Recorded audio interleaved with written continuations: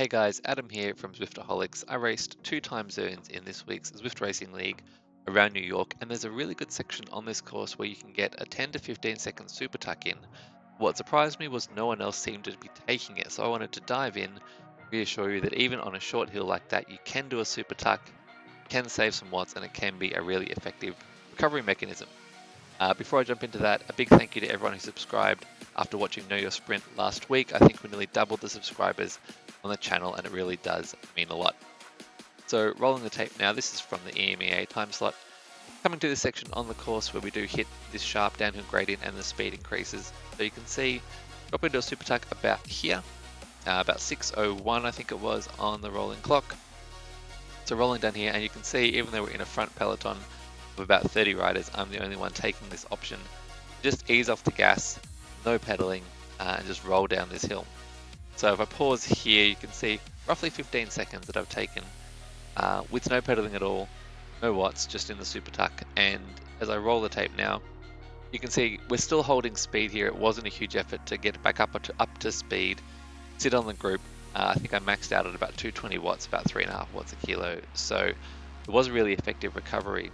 And you'll notice here, my heart rate's down to 160. If I go back to where we started, I was at 171 at the top of that hill. So with just a 15-second super tuck, I was able to wipe 11 beats per minute off my heart rate and get from above threshold to below threshold. So even though it was short, still a really effective recovery tool for me in that race. So we're going to head now into second clip, second lap of the same race, and you'll see a very similar thing happening again. So as we go over the crest, able to pick up speed, drop into that super tuck, and again, I'm the only one who's taking this option up to use a super tuck. I'm not sure what it is that makes people worried about it.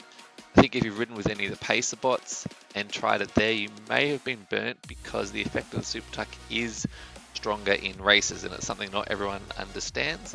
So if you've tried it with a pacer bot down a hill, might have gotten dropped. Not a great experience, but that's because you're not in a race, you're in a free ride, group ride situation. So maybe try it in a race next time.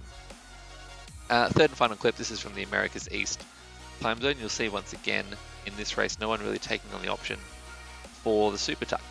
What was interesting in this one, as we sort of roll through it, is I tried, this is probably like the 5th or 6th time I've been around this circuit, and so I actually realized that down the bottom, even though your avatar pops out of the super tuck, have a look at the speed as I pop out of here right now. I'm not actually pedaling, but I'm not slowing down. There's still enough of a gradient. Even though my avatar's popped up out of the super tuck, I don't actually have to jump straight back on the watts to get back into that one. So I hope there's some tips in there for you next time you come across a short descent. It works somewhere like New York where you're not straight back up on a hill. I wouldn't try it around Yorkshire. That's a little bit dangerous. You do need to start pedaling before you get to the bottom of those ones. But around New York, you absolutely can use those little steep dips, get a little bit of recovery in, and that can make all the difference. Thanks for watching.